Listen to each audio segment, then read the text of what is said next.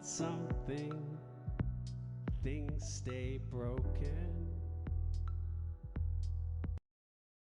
All right, let's get started. So welcome to our political education session on the Haitian migration crisis, session 3. In this session, we hope to talk about Haiti in the context of the global migration industrial complex.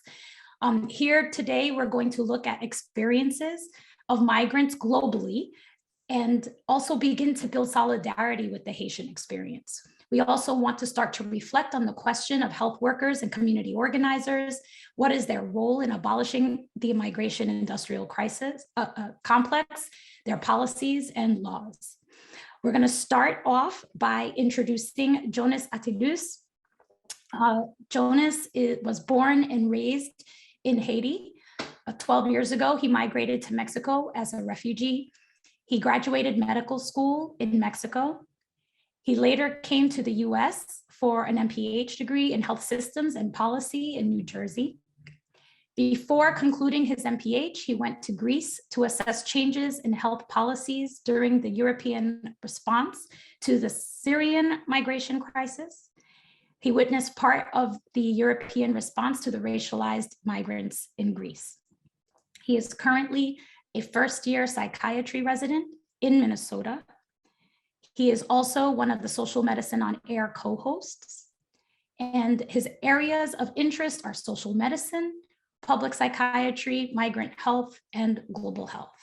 And he is currently writing a memoir on race, violence, and medicine. We are super duper excited to welcome Jonas Attilus.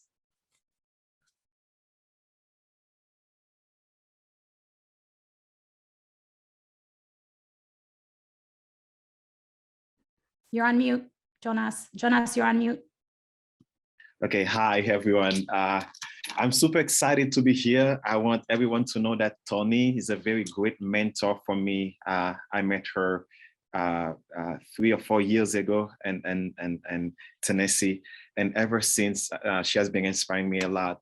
And I'm so happy also a couple of people that I know are here, including my program director is here, Laura Witcher. A couple of other colleagues also is here, are here to, to support. So I'm going to talk about my experience as a refugee, but also part of the field work that I did to understand crisis or understand the response to racialized migrant. So that's why my topic is crossing borders while Black. 1 second, I'm trying to, okay. So when the earthquake happened in Haiti, January 12, 2010, so we lost so much, okay? And all of us at that time were on the street. Right here, you could see me here, and she was my mom, my aunt, cousin, and cousin. And if I get emotional during the talk, I'm sorry about that, but those are like the first pictures that we took of each other. But at no point during that time, I thought I was going to talk about them. So we lost so much, so many things get destroyed, but we got the most essential, which is our life. So one of the first things the US did when the earthquake happened was to take control of the Haitian airport. So basically you have to understand Haiti is in the Caribbean. There's a lot of international policies against Haitian, I would say. And one of them, because there's that tendency when something happened to Haiti, people, you cannot prevent people to migrating. Migration is not a crime. Migration is as old as human being. So people usually migrate either for safety or for access for resources. So one of the response the US did was to control over the airport. Some people call it a compassionate invasion, like in the Times, and other people said it's like to speed ahead, but I myself was in Haiti at that time realized that when the American arrived, the first thing they did, they said only American people will leave the country. So that's mean if you're not American, you will stay. And all the commercial flights were canceled. So at that moment, we had two options. Either you leave Port-au-Prince to go to a rural place, or either you cross the border to the Dominican Republic. So what my family did, as you can see here, in my extended family, there is more women than men, but in my close family, I have more brothers. So what my family did, they decide to move from Port-au-Prince to a rural area. At that moment, Jeremy. Jeremy is the place actually that was hit by the earthquake last year. But at that moment, I had papers, let's say papers from the Mexican government that could allow me to leave the country and enter Mexico, but I couldn't leave because the airport was, under control. So what I did, I Haiti, but she lives in the Dominican Republic, and asked that person if she could help me get to cross the border. And that person said, okay, I know you, I can help your son get there. But my mom didn't have paper. At that moment, I had paper. So when we crossed the border, something that, I went to Dominican Republic once, and every Haitian, every person who grew up in Haiti know there's kind of like tension at the border between Haiti and the Dominican Republic. And we know of the history of a president that was so racist, and they killed more than 150,000 Haitian people, Black people, because of their skin color. And that president was Trujillo. So we grew up with that story in the back of our mind, like be careful with Dominican people. But at that moment, for me, there was no other option to get into Dominican Republic and then find my way. And I want you guys to know that a Dominican can come to Haiti without a visa, but I cannot go to Dominican Republic without a visa. So when I crossed the border, the first thing that happened was the soldiers who asked me to get out of the car.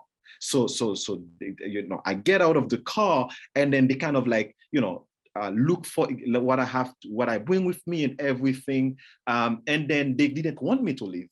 And then the person that was with me, that lady, she paid them so they can let me go.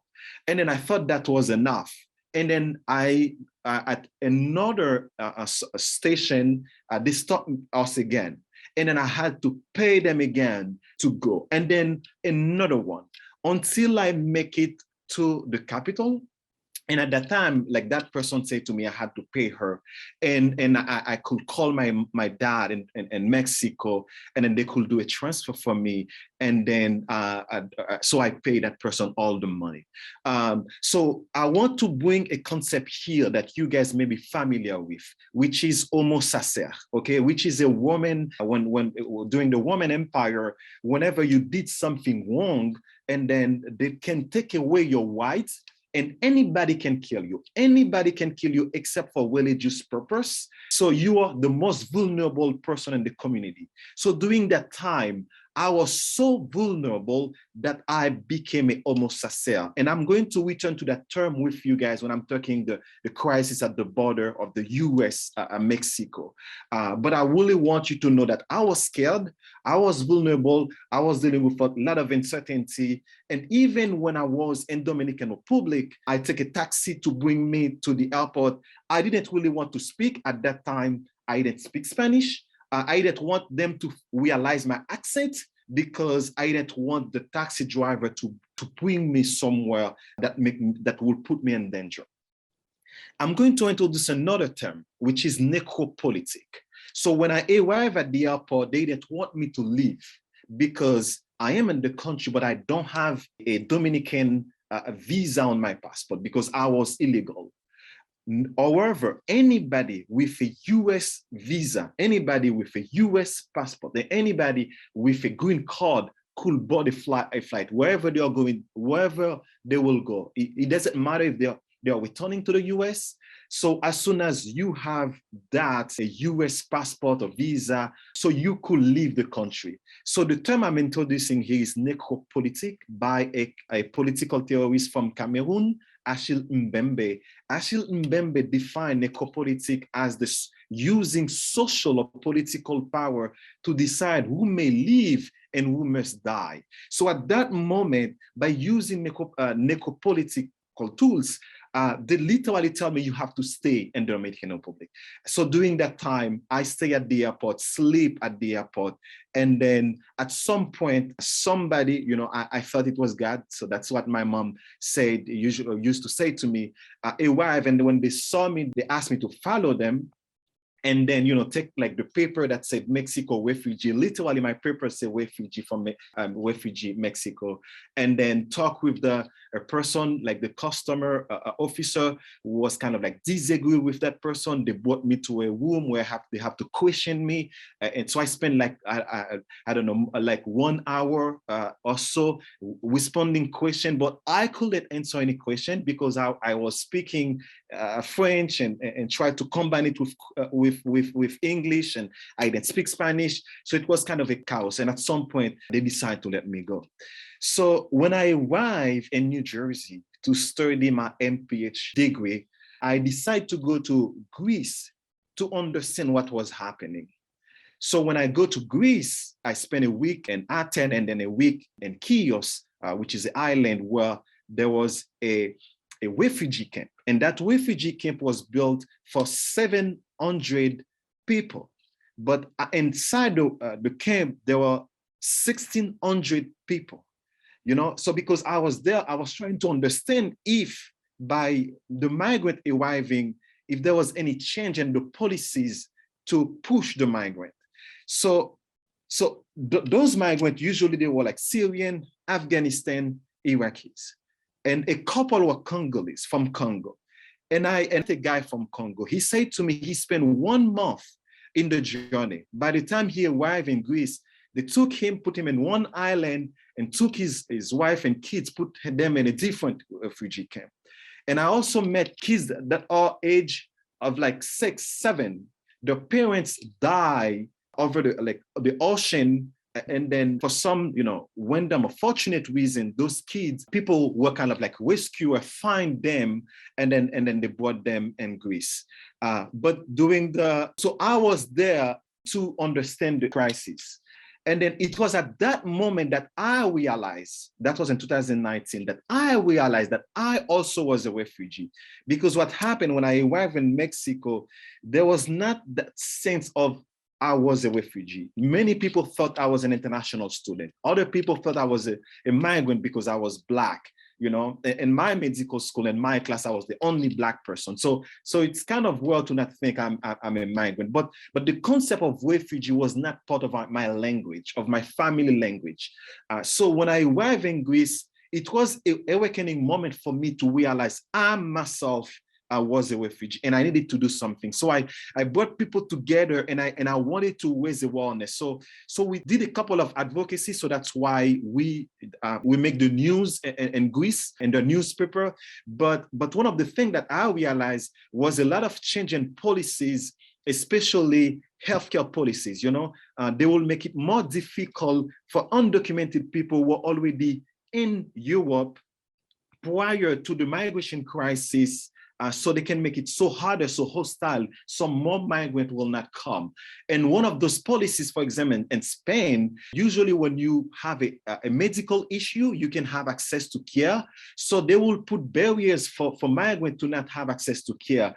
And for example, in Germany, doctors will need to report the illegal alien or the person, quote unquote, who is illegal, and then the police will come for them. In the UK, for example, doctors will share data with the immigration system. And so many people kind of like advocate to separate health care from immigration because that was illegal.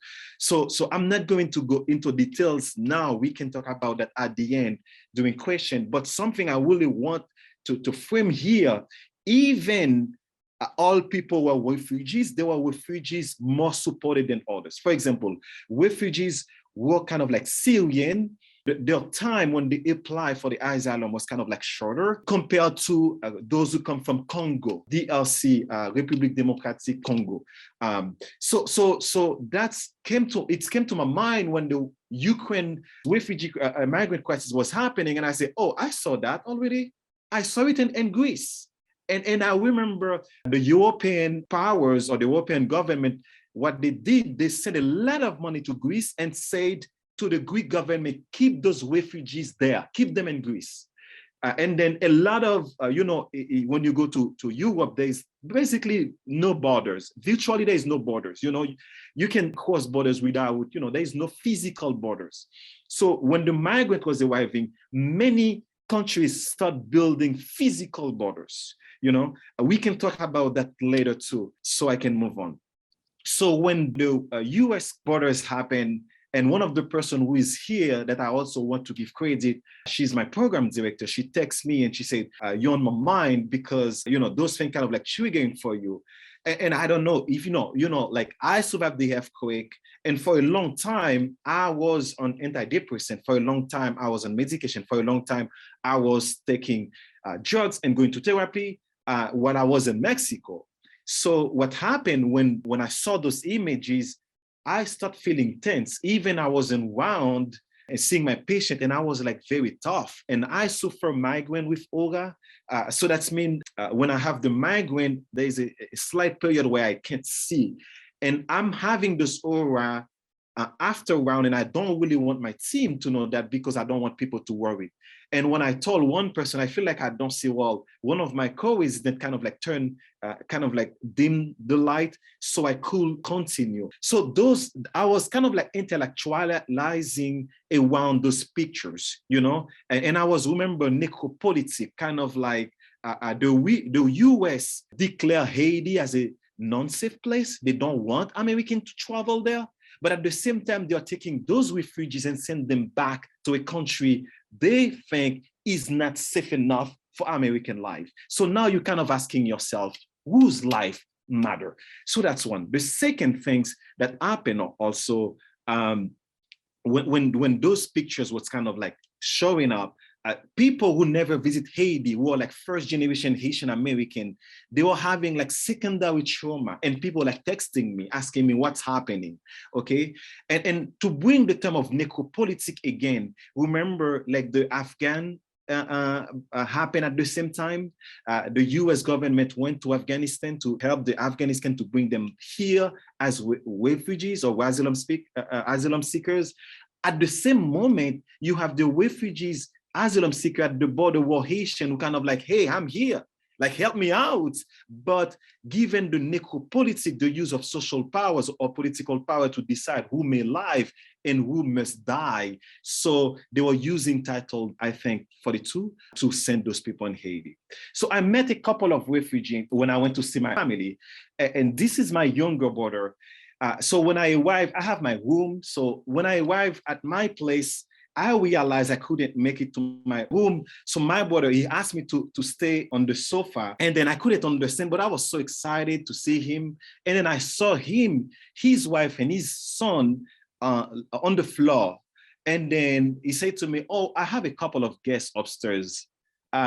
So I didn't get it. And then the next day when I wake up, I realized in our house, we got 4 rooms upstairs, and we have 3 rooms upstairs, and downstairs is kind of like a big, I can say garage or whatever. So, but he turned it into a big room.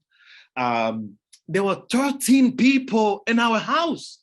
And I was kind of like, where are those people? Well, like, who are they? Where are they from? And he said to me, they are refugees.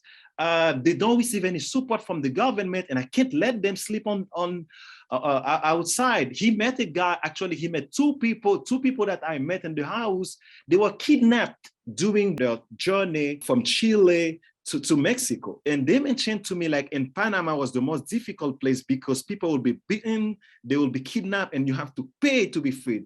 So I met 2 people, 2 of them were beaten. And then it was very tense for me to meet with those, those refugees.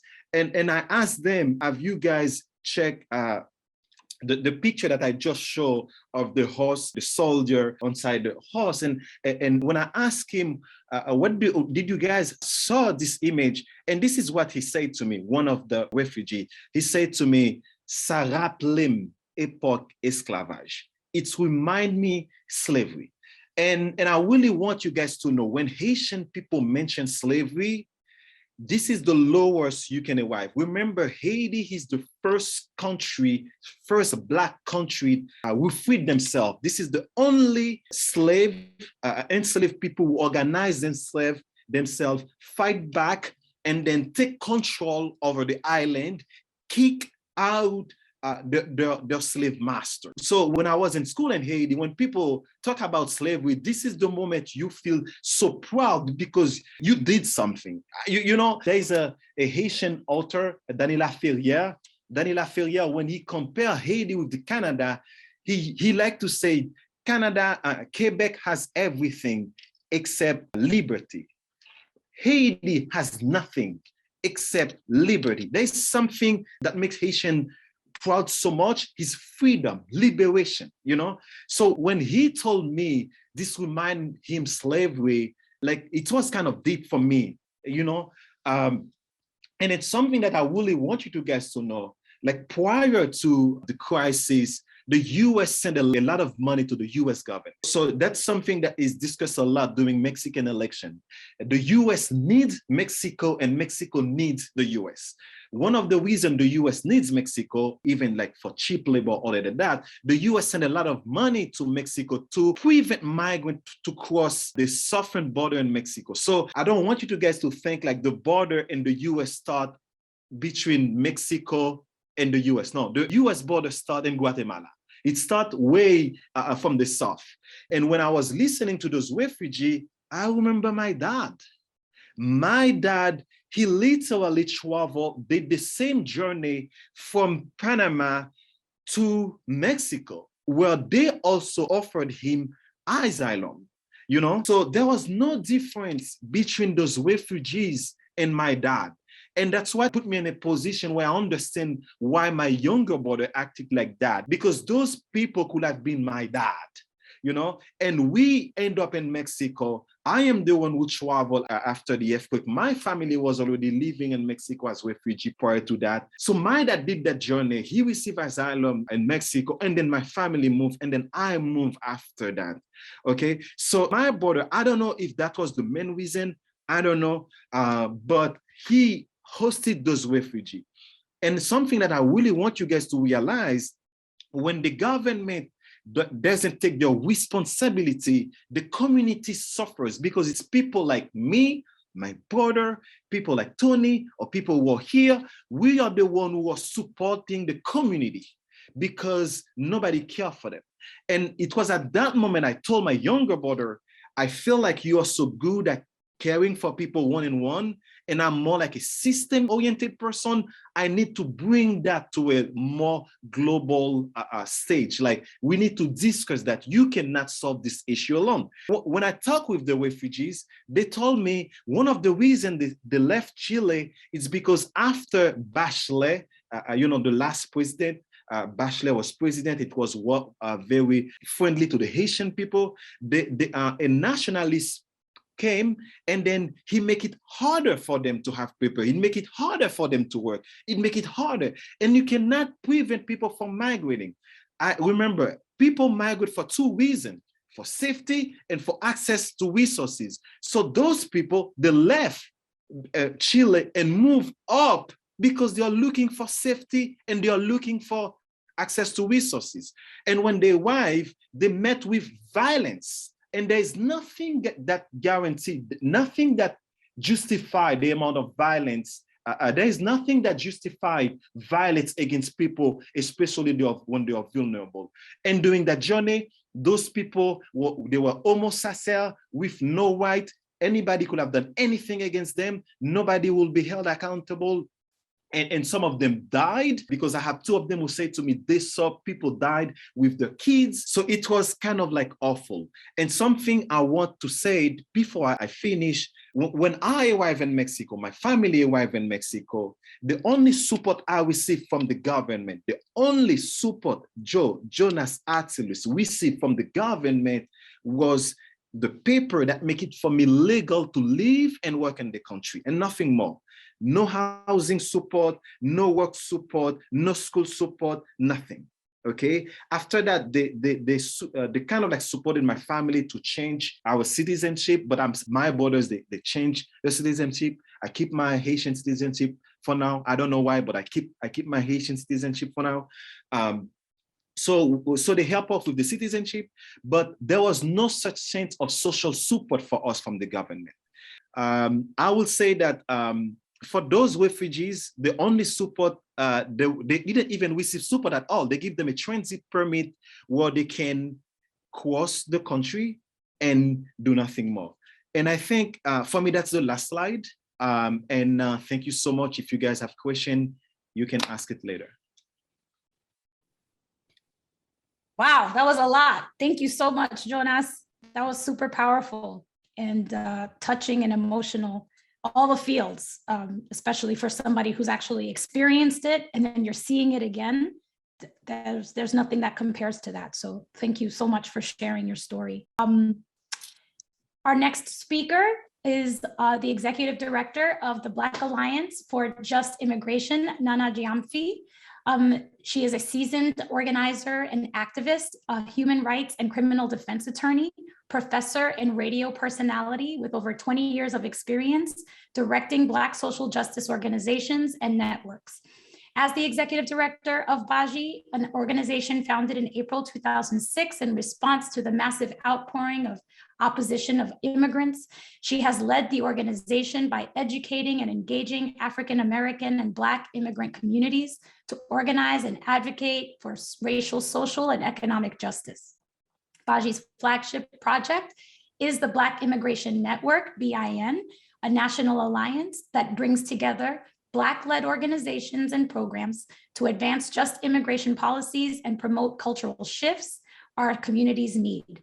The BIN kinship provides a safe communal space for diverse Black communities to connect, engage, and advocate for equality and justice for all.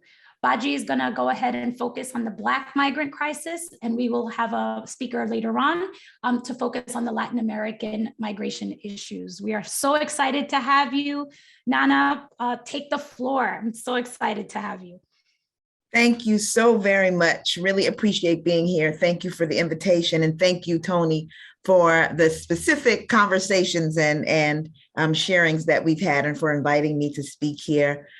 First of all, Jonas, fire. I'm like, okay, you laid it out. I'm so glad that usually you don't want people going ahead of you that are going to be better than you in talking, but it's okay. I'm all right with it. I bow to you. I bow to you, my brother, because I think it's so important that we hear from folks who actually have experienced what we're talking about, right? And that we get, the images that you shared, et cetera, so critically important. So yes, my name is Nana Gyamfi. I am the executive director of the Black Alliance for Just Immigration. We are the largest Black-led racial justice and immigrant rights organization in the United States. We educate, we advocate, we organize on behalf of the roughly 10 million Black migrants, refugees, and our families that are here in the United States, as well as those that are trying to get here to the United States. And I'm going to try to shorten my piece just so we can make sure we fit in the time. And I think a lot of, some of what I'm going to be speaking about, Jonas has given us the focused discussion, right? In terms of the real life, this is what I experienced.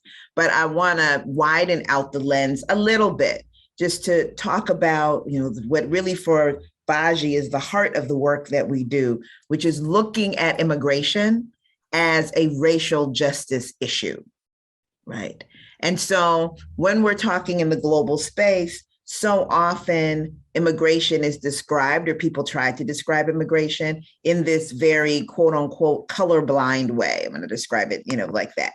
And in which race is a happenstance. I mean, even as we talk about what Jonas had brought up with respect to Ukraine and people fleeing Ukraine, and we clearly saw, right, and we clearly, the experience of Black migrants, of Roma, of even Afghans who I guess weren't white enough for Ukrainians. We clearly saw that certain people were held back and certain people weren't, and this necropolitics really in action. And yet it was described by others as an issue of, oh, they didn't have a COVID pass, or, they didn't have, a visa, or they didn't have, right, to make it seem as if race was not the deciding factor, when we know the deciding factor was race.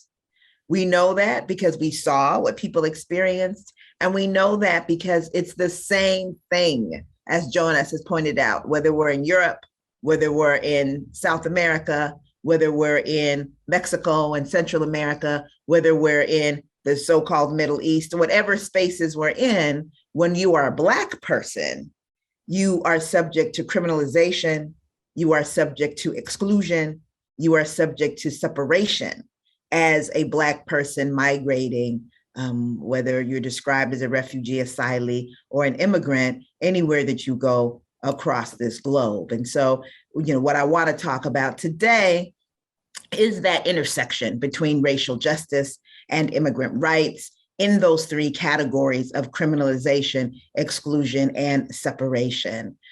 And so I want to talk first about criminalization and what criminalization, looks like. And it's very important when we talk about criminalization to remember and to think about it in the context of dehumanization. Right? So the person who is identified as the criminal becomes, and I may not pronounce this word right, Jonas, but I know you'll help me, chasseur. Right? Homosacer. Yeah. That person becomes that. As soon as you say this person is a criminal, that's it. No one cares what you do with that person. And so the criminalization of Blackness itself, meaning that the person doesn't actually have to do anything, as Jonas was describing with himself, his family, and others. You don't have to have hit anybody, hurt anybody, taken anything from anybody. Your Blackness itself becomes the crime.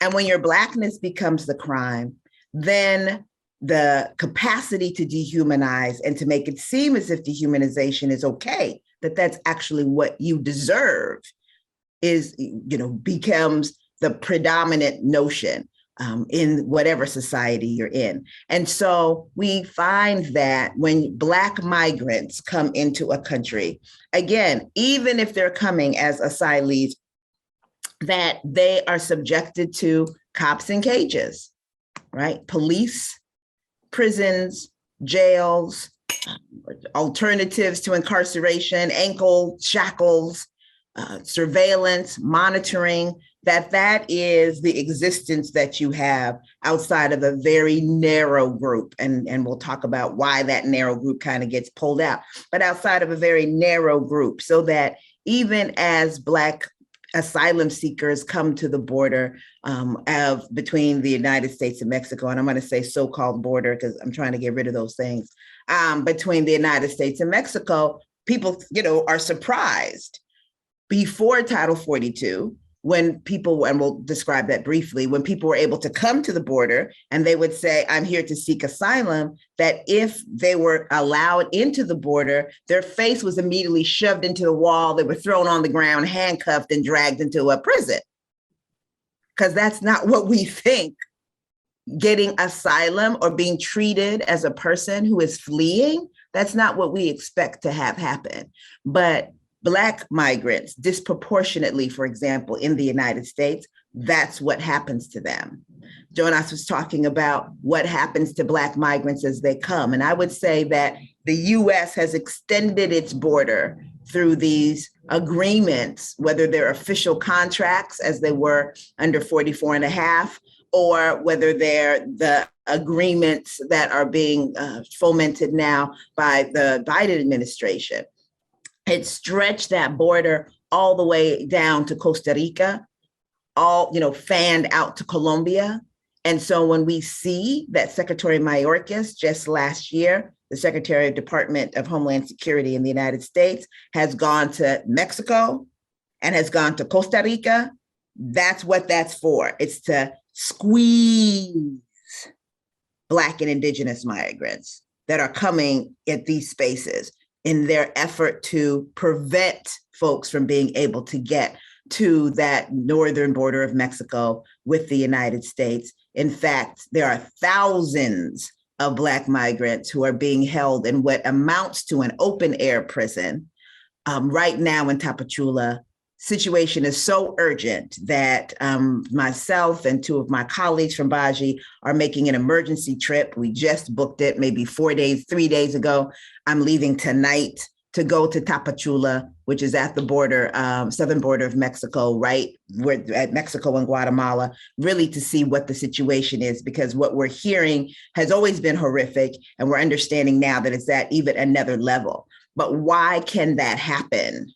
That can happen because of this dehumanization, right? Deciding who is human and who is not human. And so in that decision-making, we find Black migrants are getting cops in cages, right? We find that we're the subject of the militarization of borders, that we're the subject of surveillance and control, that whether those be physical walls or the invisible walls of agreements, as I've just described, or policies like Title 42, which when 44 and a half, that's what I call that Trump dude, was in power and he created this fake policy, everyone was clear it was fake, right? All the candidates on the Democratic side, including the current president and vice president, all have tweets and statements and speeches in which they talked about Title 42 as what it really is: unlawful, violation of human rights,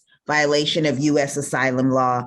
But now it has been extended again and again and again to prevent migrants from coming in. Black migrants, Haitian migrants have suffered the most. Before Del Rio, 2,000 Haitian migrants had been expelled. That's what they call it when they just kick you out without even letting you make your asylum claim. So you just come, you're handcuffed, detained, and then you're gone. 2,000 were expelled between the beginning of the year last year when the Biden administration came in and September 19th, when Del Rio, those images appeared.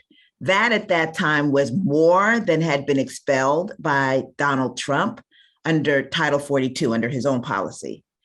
Since Del Rio, over 20,000 Haitians alone, let me repeat that, over 20,000 Haitians alone have been expelled at the border. So instead of the situation, you would think that those images that Jonah showed would have caused the administration to shift after all the posturing it did to try to be more responsive. It is the opposite. 10 times as many people have been expelled to Haiti, of all genders, of all ages, including infants, including pregnant people, 10 times since those images of white and white presenting men on horseback whipping Black people than happened before then, right? And so that gives you, again, the sense of the dehumanization and the way that these policies of control, of disposability, how that also becomes a way to engage in control. And of course, we know that there's more than Haitians that are there as asylum seekers at the border. At Del Rio, 60% of the people there were Haitian, 40% of the people were not Haitian. And often, you have groups such as Haitian Bridge Alliance and others that are really supportive and pushing for Haitians, as well as other Black asylum seekers, because Baji is, sort of broader in terms of who we're looking at and what we're doing. We really try to make sure to lift that up, that it's not just Haitians who are at the border suffering, and that there's a need for support for all Black migrants who are there. And then, of course, we have MPP, the Migrant Protection Protocol, which does everything but commonly known as remain in Mexico, that used to be illegally used against Central Americans, which include the Garifuna, who are Black, but also Black and Indigenous, but also has now been expanded specifically to capture the Haitian people, specifically expanded to include the so-called Western Hemisphere, right? And so now, even if they get rid of Title 42, if you are Haitian and you go to the border and you make your asylum claim, they're going to let you make your claim and send you right back into Mexico, right? And make you stay there. For Black migrants, it is particularly complicated because of anti-Blackness to stay on the other side of the border. You have people who are being murdered. We ourselves have had at least 3 people that we work with closely in Tijuana that have been murdered or otherwise physically assaulted just in the past month and a half alone. People are denied health care. People are giving birth on the sidewalk. It is a horrific situation. And that situation is being maintained while at the same time, the United States is opening its arms as wide as possible to Ukrainians who aren't even trying to come here. They're not even trying to come here. They're going to other parts of Europe. And yet people who are trying to come here, also fleeing, who are Black, are being denied. And so it's really important that we push back against that we speak up about that. You can go to our website, www.baji.org, and I'll put it in the chat when I get done, and see ways that you can help to support our campaign, the Protect Black Migrants campaign, to end Title 42, to end MPP, to stop metering, to push back against all of these walls, but also to shut down detention centers. We know detention prisons. We know that they have become super spreader events just for COVID alone, as well as the completely inhumane treatment that folks receive there, including being tortured. I'm sure many of you heard about the Cameroonians who literally were forced at gunpoint, having their bones broken, to sign their own deportation papers. This is normal in these detention prisons in the United States and also around the world, right? Where intimidation and violence is used to cause people, Black people, to put themselves in the deportation process. And clearly, it also means that we've got to deal with regular policing, because as Black people all over the Western world are regularly policed and profiled, that is how we get into the deportation system. So 76% of Black migrants in the United States are deported on criminal grounds. The criminal grounds can be anything, things that are not even criminal under state law, like possession of marijuana, right? 76%. If you look at the Caribbean, it goes up to like 88%. There are countries such as Jamaica, such as Haiti, such as Trinidad and Tobago, where that percentage of people who are deported on so-called criminal grounds goes to almost 95, 97, in some cases 100%. And so pushing back, when we say abolition, we can't just say abolition of immigration systems or abolition of law enforcement, criminal sanction systems. We have to talk about both of them. Excluded. Who gets excluded? I love that Jonas spoke about this necropolitics, so critical. And I won't go further because I think he did a great job with that. But for us, the question we ask is who gets to thrive and, to survive and to thrive, right? And so that goes not just to who gets to come into the country, but who gets to have access to healthcare, who gets to have access to housing, who gets to have a living wage as opposed to enslavement, who gets worker protections, who gets educational opportunities, who gets the ability for self-realization. If I am a bank manager in Ghana, when I get to the United States, or when I get to London, or when I get to Brussels, do I get to keep going with my career? Or now am I, forced to become an Uber driver? Am I required now to pick up a new career as a security guard, right? Or as a farmer? So these are, or agricultural worker, excuse me. These are the pieces that we push back against to say, no, We've got to continually push for people to be included without having to be melted away. We really, and with Baji, push back against this idea of integration, like you have to become French, you have to become, British, USian, right? We push back against that and say, no, we should be able to be included without turning into soup. We should be able to be a salad. If I'm a tomato, let me be a tomato. I don't need to be put in the blender and turned into something else. Let me go ahead and be what I am. Trust me, it'll be nice and delicious, right? And that's really important because generally speaking, there's this requirement that you integrate. So it's like you need to become a citizen or you need to be approved to be a resident before you have the right to not die from lack of healthcare, right? Which is a kind of nationalism that we need to make sure that as we're doing our work, that we push back against. And particularly when the only way to escape that, or when you see that the limited ways that they give for us to get into that integration, think of how many people are married to people who they should not be married to, who are abusing them because they don't have papers and that person is the way that they're able to get papers. Think of how many people are only able to be in the country. Again, not just the US, I'm talking in a more sort of Western world space where their only way to be there is through labor. And so, of course, they get to be the abused worker because if you complain, I'll pull your papers and now suddenly you're deportable. These limited ways, right, that people are able to have pathways to be able to thrive, we have to push back against all of that and press for the government to do more to protect and to care for our people, but also we have to do more. And I love, Jonas, what you were saying about your brother. This is what we need to do, create our own almost underground railroads, right? To protect our folks, to take care of our folks, and to support that work.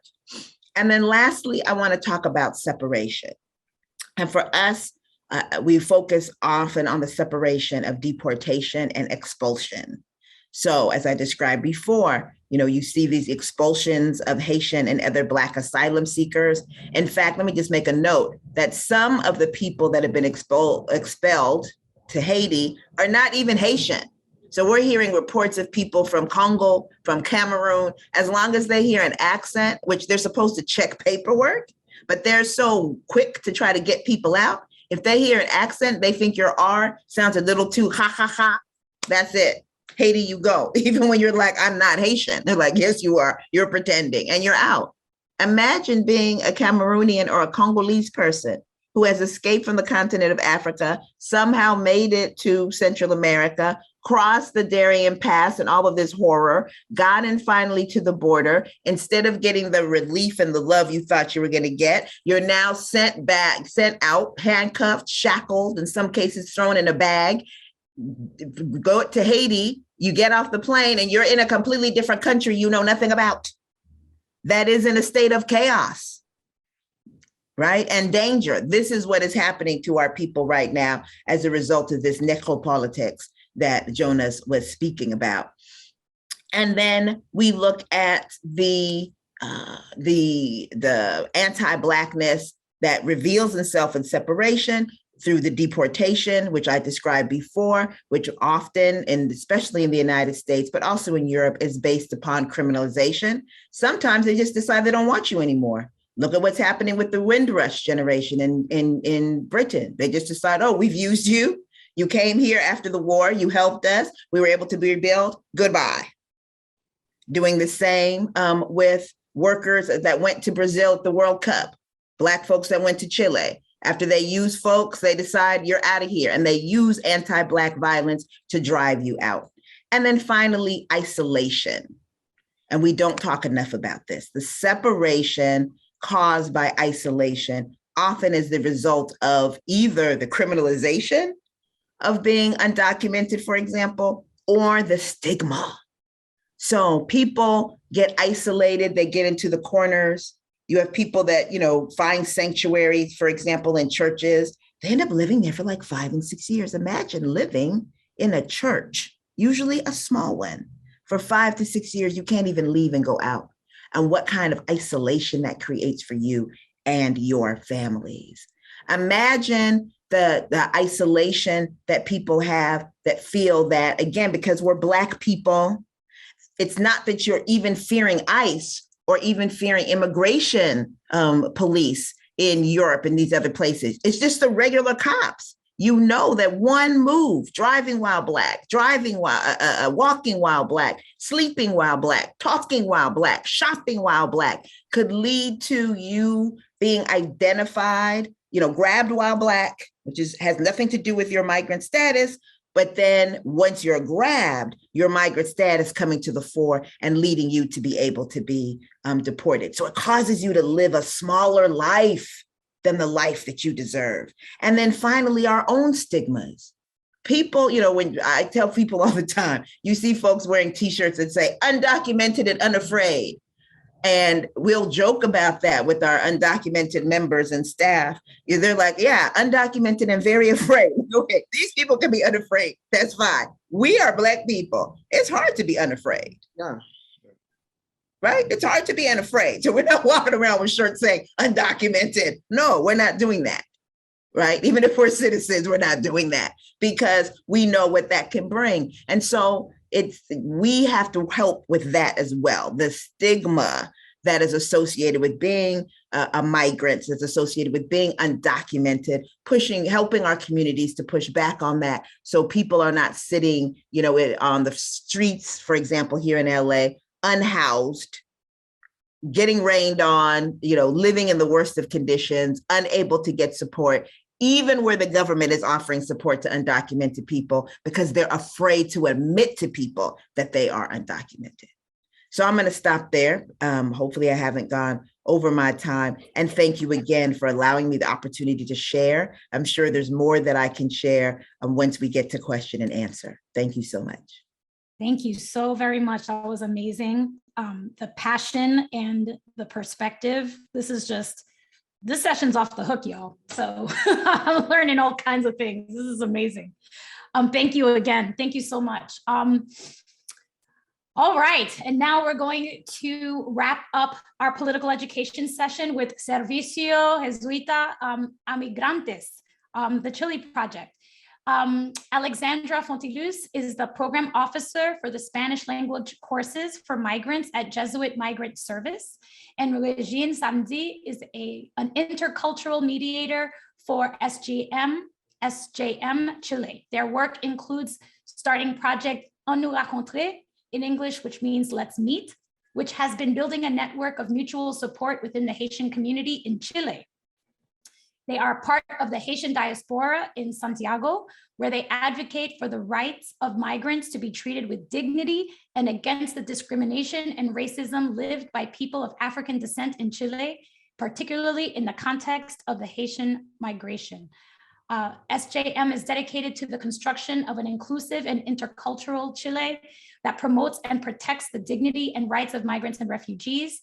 SJM Chile has accompanied Haitian migrants through the multidimensional process of social inclusion in Chile, particularly in the past decade when Haitian immigrants came in large numbers to Chile, Brazil, and other South American countries in the aftermath of the earthquake in 2010. So, Regine avec Alexandra, it is for you, your turn.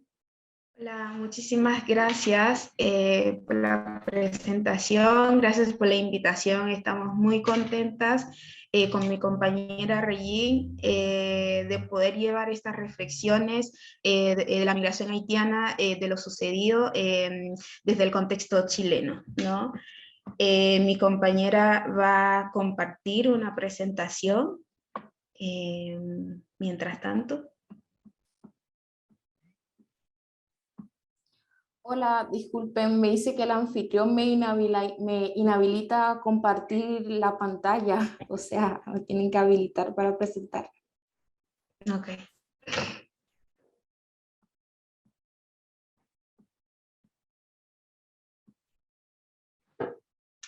Bueno, para por mientras que se comparte la presentación, comentarles un poco, efectivamente, como decía Tony de la presentación, somos del Servicio de Visita Migrante en Chile.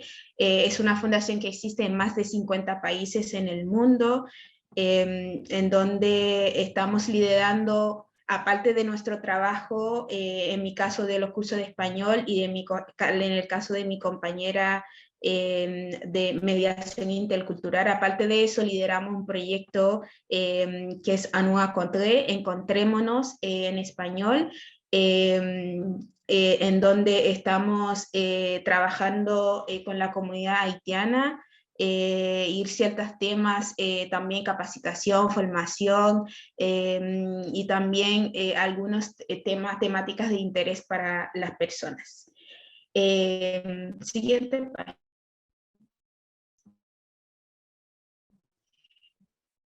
Para poder contextualizar la migración haitiana en Chile, en estos últimos años, Chile ha presenciado, no se había observado tan detenidamente. Y la llegada de las personas migrantes puso en evidencia las tensiones existentes y la ausencia de instrumentos normativos y mecanismos de inclusión para poder abordar esta situación con sus características de manera integral, con enfoque de derechos humanos que puedan respetar la dignidad de las personas. Antes de llegar las personas haitianas, no necesariamente Chile estaba teniendo esas herramientas de inclusión para poder abordar lo que implica esa migración que no estaban acostumbradas a recibir. Siguiente. Los sucesivos como embates ambientales y la inestabilidad política de estos años en Haití no hicieron más que acentuar el fenómeno de la diáspora y consolidar a Sudamérica como un nuevo destino a largo plazo o permanente dentro del proyecto migratorio de la población haitiana. Sobre todo tras el terremoto del año 2010, entre los principales países que emigraron en ese entonces fueron Brasil, Chile y Argentina. Según un estudio de la OIM, que es la Organización Internacional de las Migraciones, entre los años 2014 y 2016, se ha identificado, por un lado, un proceso de consolidación de la migración haitiana hacia Sudamérica y por el otro lado, inicio de una nueva movilidad de migrantes haitianos instalados en la región hacia nuevos destinos, ¿no? Por eso pusimos como eso de nueva movilidad y consolidación de la diáspora haitiana en Sudamérica, en los países de Sudamérica. Siguiente. También podemos ver en esos últimos tiempos la situación ha empeorado, ¿no? Por lo que se ha hecho noticia algunas situaciones, por lo que podíamos preguntar qué ha pasado en Chile, por qué las personas haitianas han salido o quieren salir de Chile o también Latinoamérica, pero me voy a acentuar en el contexto de Chile. Podría decir cuáles son las principales razones de las personas haitianas por los que están viendo otros destinos, incluso arriesgando todo, su vida y la de su familia, ¿no?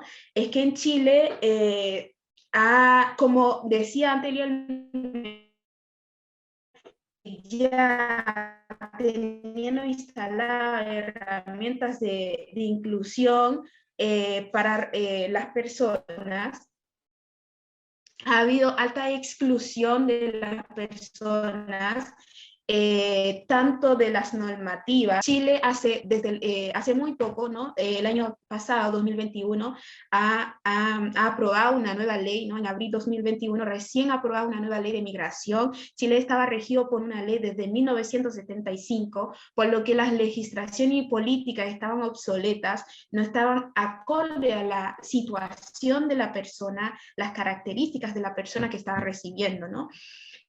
Y también la institucionalidad, no tenían instituciones preparadas en el sentido de poder abordar las características que implicaba esta migración.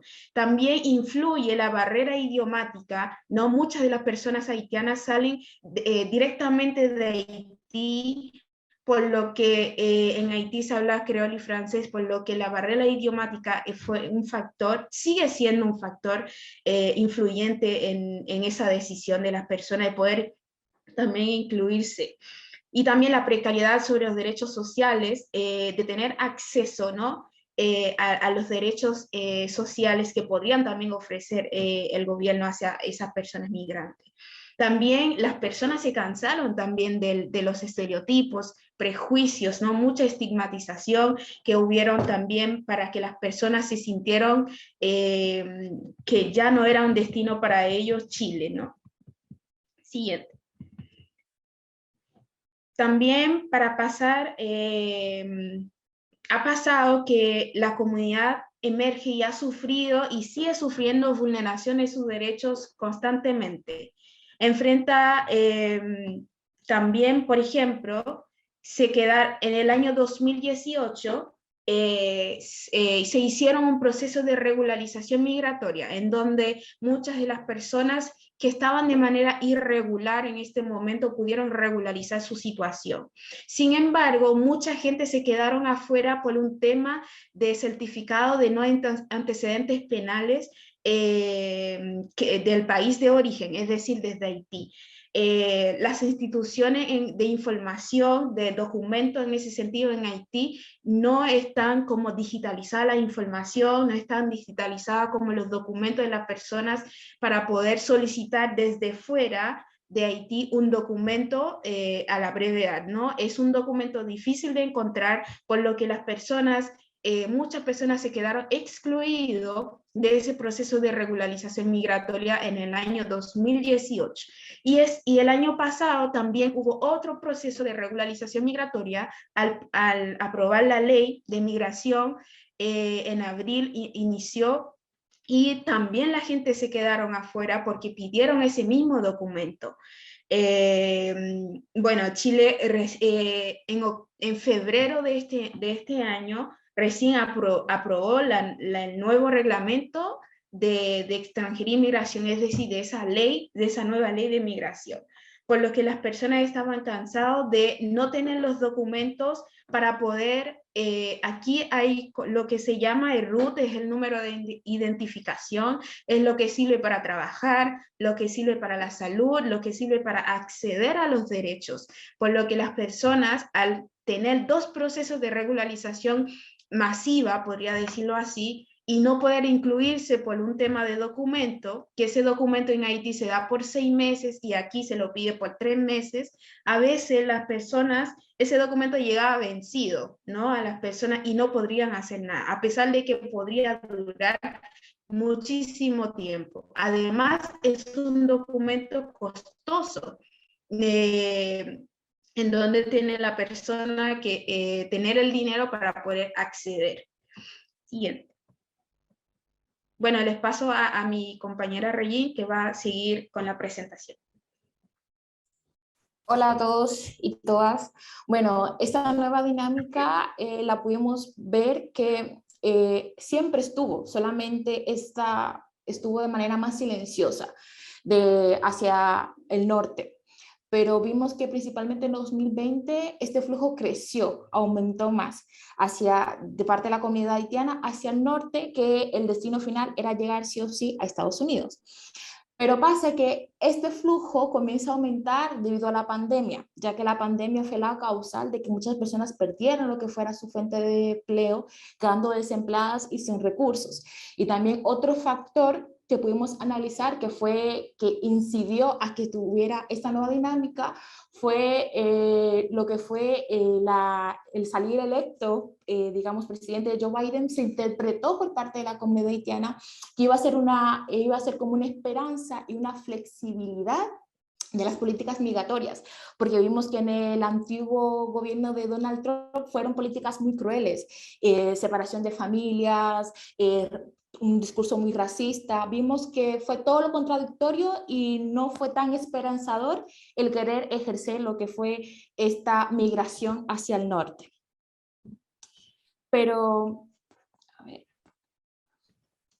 permiso. Pero esto tiene una ruta. Y la ruta que seguían estas personas haitianas para llegar hacia ese destino que era Estados Unidos, comenzaba primero en Arica. Arica es una región de Chile que se encuentra al sur. Estas personas tomaban lo que era un vuelo, digamos, hacia Arica, y luego descendían, digamos, de ese avión y comenzaban lo que era su ruta de manera terrestre. Y de manera terrestre ingresaban por pasos no habilitados, también exponiéndose a diversos peligros en este todo trayecto. También la ruta consistía también en pasar en Perú, Ecuador y Colombia, pero el punto más peligroso de todo este viaje era Colombia, ya que tenían que introducirse en lo que era en la selva del Darién, que todos sabemos que por sus grandes testimonios recabados es una selva muy peligrosa, ya que según testimonios recabados en varios reportajes también, tiene subidas demasiado rápidas de río, también grupos criminalistas que realizan diversos crímenes, violación, secuestro y todo lo demás. También estas personas tienen que pasar por todo Centroamérica hasta llegar a Guatemala, en este caso, que es la frontera entre México, donde se pudo ver el epicentro, que fue la mayor concentración de personas migrantes en Tapachula. Tapachula, digamos, fue el epicentro de todo esto. También indicar que esto también tuvo riesgos asociados.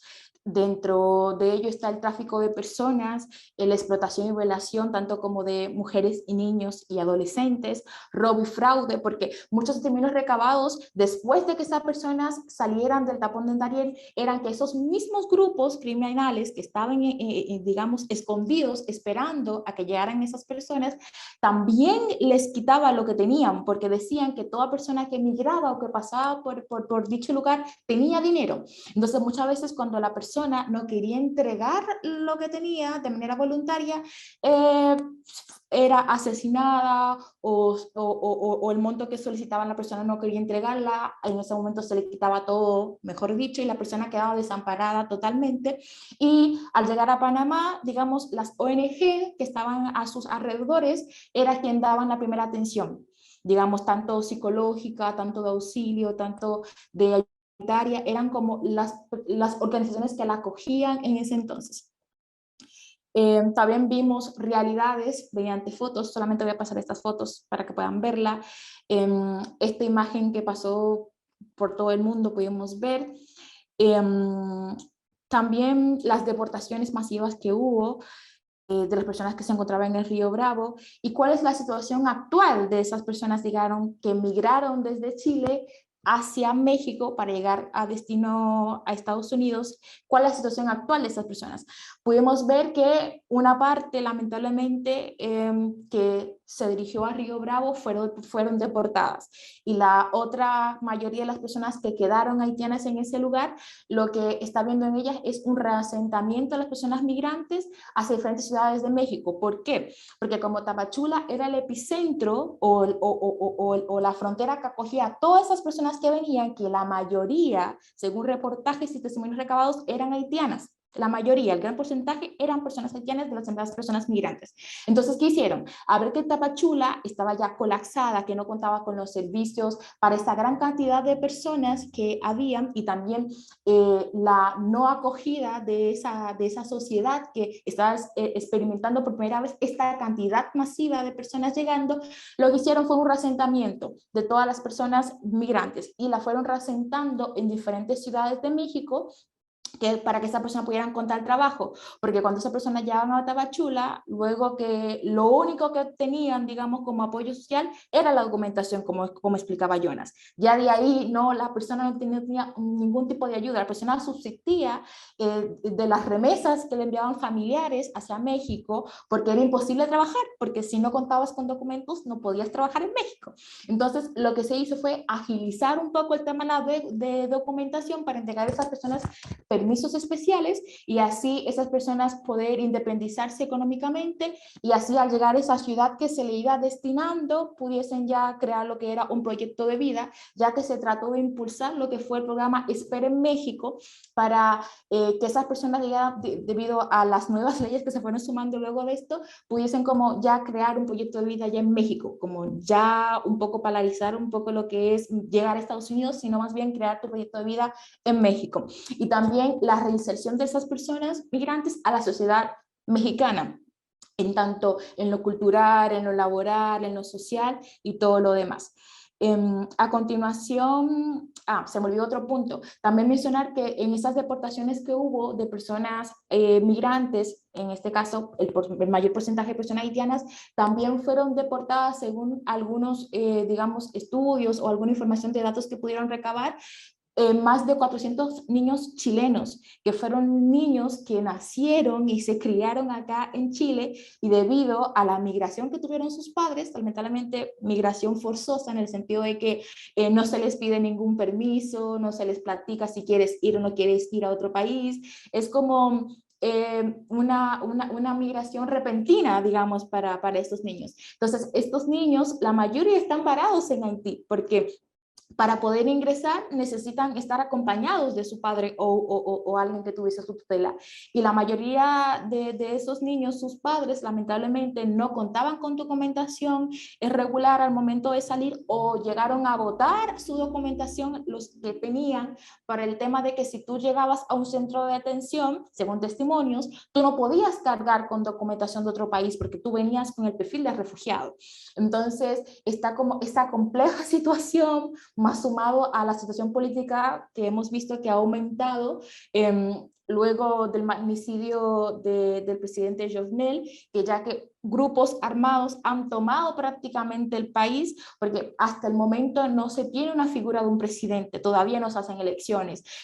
Por la misma constitución que el difunto presidente luchaba, al final no se pudo ni siquiera votar, ni siquiera construir ni nada por el estilo. Entonces, digamos que está Haití asumido bajo un clima de violencia infinito, que lamentablemente los medios de comunicación no le están reflejando. Entonces era como yo practicaba un poco con mi compañera Alexandra, que yo decía que Haití para mí debe ser ahora, o los haitianos deberían ser un perfil de refugio, porque lo que está pasando en Haití actualmente es muy fuerte, es muy complejo, que las personas no puedan ir a trabajar porque grupos armados estén todo el tiempo tiroteando, teniendo secuestros, ahora ya no están secuestrando a personas con dinero, incluso a personas que ni siquiera tienen recursos económicos la están secuestrando, está asumido bajo un clima demasiado de violencia y nadie nos ve, nadie nos visibiliza, nadie dice nada, o sea, está a ciegas y sí o sí yo siento que debería sí o sí pensar y atacar en este caso el ACNUR para ver si se pudiese considerar Haití como refugio. En este caso le pasaría ya con mi compañera Alexandra para poder culminar la presentación. Bueno, para cerrar, también las acciones que con la sociedad civil que hemos trabajado en Chile, a raíz que inició sobre todo en 2020, más masiva esa emigración hacia los otros países, empezamos a articular en red con organizaciones migrantes y promigrantes, también acciones de sensibilización, para poder sensibilizar a las personas haitianas a migrar de manera segura, ¿no? Aquí están algunos nombres de organizaciones como que hemos trabajado aquí en Chile. Siguiente. Y ahora sí, también el mensaje clave que tratamos de dar a las personas, que migrar no es un delito, se puede migrar las personas, es un derecho, ¿no? Migrar, pero si deciden hacerlo, que lo hagan de manera segura, que puedan proteger a los suyos, que puedan proteger a sus familias, a ellos, y también que puedan informarse, ¿no? Es el mensaje clave que hemos dado como hasta ahora a las personas que deciden cómo hacer este camino. Y también quedamos con esa reflexión, como poder llevarle a usted y a otro escenario y poder preguntarme preguntarnos qué podemos hacer frente a estas realidades y demandas también. Cada día, a raíz de cosas que van pasando en Haití, también han surgido demandas. Muchas personas se han ido, pero otras personas también quieren venir, reunirse con sus familias a Chile, y también sucesivamente ha dado, como por la situación de Haití, muchas otras demandas más que van surgiendo a lo largo del tiempo. Muchas gracias, no quisimos tomar mucho tiempo, pero eso más, muchas gracias por la invitación también. Para nosotras es un placer poder llevar a ustedes estas como reflexiones.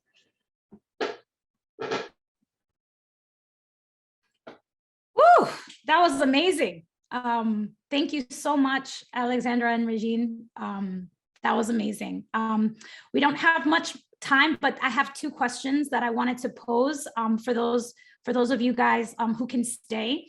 I think the one that's swirling and that has come up in all of the three sessions that we've talked about this, and I think Baji, Nana, and Alexandra and Regine can talk about, and also Jonas, but in that order, if it could be Nana and then Alexandra and Regine and then Jonas could answer.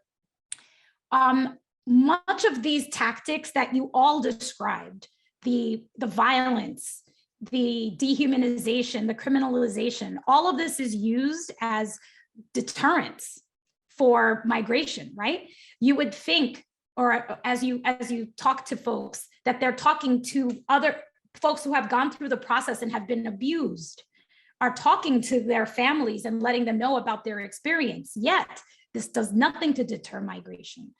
Can you talk a little bit about that, and about how do we shake people to the point where they understand that all of the violence is just violence to beget violence? It's not actually deterring anything, and that nothing is actually going to stop. Like migration, like you said, is not going to stop because folks may understand the perils, but things are so bad, they rather take the chance and have the hope. So Nana, if you don't mind starting to answer that question, and then we can pass it to Alexandra and Regine.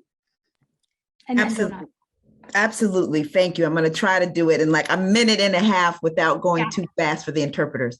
So yes, we know, I mean, we think about Tapachula. One thing I wanted to make clear is that, for example, Tapachula for Black migrants ends up in so many times when there's all of those people being an open air prison.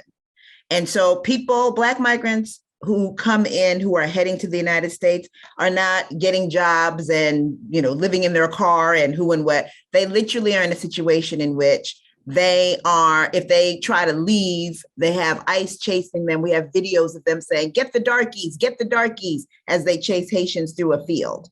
That's the existence. And yes, people go back and say, hey, the largest detention center in the world is down, in the Americas is down here in Tapachula, don't come, but people are still gonna come. I try to give the example to people, it's like the zombie apocalypse. If people say, hey, don't come up here, the people up here are mean, all of us are gonna say, we don't care. The zombies over here eat people. So we've gotta leave the zombie land and go to where we think we can at least make it. We're willing to take the chance. And so again and again, those of us who are, outside of our countries, we often tell our folks, even when it's not the overt violence, about how difficult it is to live in these places and the difference in the quality of life on certain levels.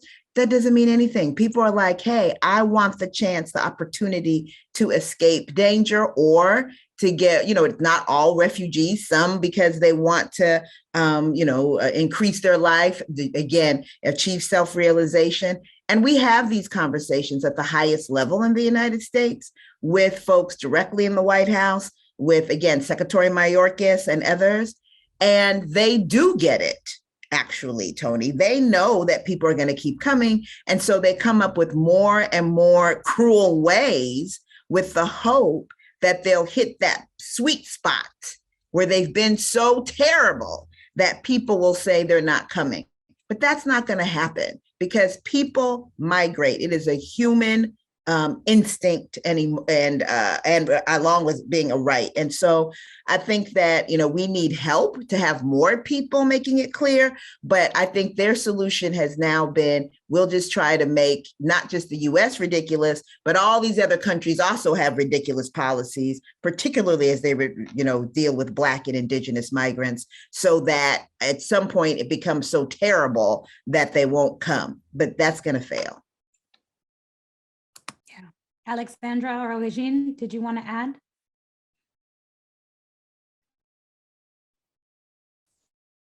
Sí, también quería comentar que las personas también siguen migrando porque hay leyes que faltan enfoque de derechos humanos, ¿no? Cuando las fronteras siguen dictando leyes con el objetivo de cerrar, la gente van a seguir teniendo su objetivo de migrar porque sigan pasando situaciones en su país de origen también, situaciones ambientales, situaciones de guerra política. Entonces, las personas, con tal de cumplir su objetivo también, las personas van a seguir migrando porque tienen ese objetivo de poder una vida mejor, a pesar de que cuando llegan no necesariamente lo encuentran, pero su objetivo de estar mejor, tanto ellos y su familia, es que lo van a cumplir. Es por eso la gente, a pesar de los riesgos, a pesar de que dicen las personas cuando llegan no están bien, igual van a tener su objetivo. Jonas, did you want to add? Yeah, I would say that, all those issues with borders, it's because borders are for the poor people, the racialized people, because rich people also migrate, but they don't have issue with borders. They just take a flight and move to the other place without any issue at all. So all the physical borders, or like all the borders contract, is to keep poor people and racialized people away. And if you look at Europe, like at the very beginning, people will use the road from Morocco to Spain. When that road get blocked, so now they use Libya to Italy. When Libya was not safe, they use Turkey, Greece to get. So people will always try to find a way to get in. You can delay migration, but because it's an instinct, it's the desire to survive. It's a survival things to migrate. It's not because you decide, I am in a country where I don't even speak the language. I'll be so happy to be around people. I'm, like culturally, socially, like hanging around. But to migrate is because you make a choice, because you realize in a different place, it could be better for you in terms of safety and access to resources. So you cannot cancel migration. You can delay it, but not cancel it. It almost sounds as if we should fix foreign policies to these countries. And I don't know, fix the root causes of social injustice, but I'm not going to belabor that point here. I think the last question for those of you who can stay, now that we've done this political education series, right? We all have a foundation. We've talked about Haiti in the historical context and why there's been mass migration out of Haiti. We talked a little bit more about Pan-Africanism and all of those issues that come up and the injustices that have occurred at the border. From those of you who have lived it, what do we do now? What's the next step? What's a good next step for those of us who are like agitated, like me? Like, what do we do now to try to improve issues or to help with the organization around migration justice? Anyone? I don't mind going first if you don't mind, unless Jonas. I'm always happy for you to go first. You'd like to go first? Go ahead. So you can give me a chance to think. Thank you. So, I'm going to do a shameless plug, but, part of it is to support organizations like Baji. This is the work that we do, both in the United States, but we're also part of the Global Forum on Migration and Development. So we talk about this issue of racialized racialized policies against racialized folks, in particular Black folks, specifically on that global scale. If you go to our website, and I can put it in the chat again, you'll see that we have campaigns that we are running, and we'll say, hey, we need folks to call. We need folks to tweet. We need folks, so there's a comms aspect. in the rooms that you are in, this is something that we don't do enough of. When you see the opportunity to raise these issues, to lift these issues, please take it, because you might be the only person that policymaker hears from ever on this topic, speaking about it in this kind of way, because, you know, people are afraid to talk about race in these spaces. And so we're going to ask you and lean on you to bring these conversations up wherever you are, so that, you know, if you are able to join Baji and others who are doing this work, fabulous, and, you know, donate to us, wonderful. If you are not, you can still do this work where you are, to share the news, to spread the news, and to send people to be in support of the work that orgs like Baji is doing. Yeah, thank you. I would say, like, I see us acting in two ways, like here in the host country and also in the home country. In the host country, you know, something that I get, you know, prior to Trump, nobody knew I was a refugee. You know, like I'm making it like normal in the conversation I'm having, to tell people, oh, I'm a migrant, I was a refugee. So if me as a MD, MPH can say I'm a refugee, so it's kind of like make things normal for the person. They don't want to be here, to realize, okay, that person deserves to be here. So I think like that, normalizing things. Second, we have to vote people who are kind of like migrant friendly, you know, like don't vote nationalists, you know, don't vote people you cannot hold accountable, you know, we need to vote.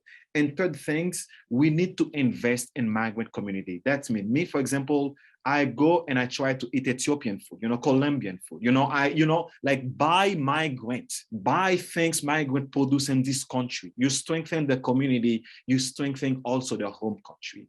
And now for the home country, you know, one of the biggest issue with Haiti is issue with IMF, you know, like the external debt, you know, like many people will be happy to stay home. I met a guy in Haiti and Mexico. He said to me, even though I'm here, I really want to go back to Haiti. I don't want to go anywhere else. You know, I want to put a school in Haiti. So we need to address the root cause of poverty that push people to leave their own country.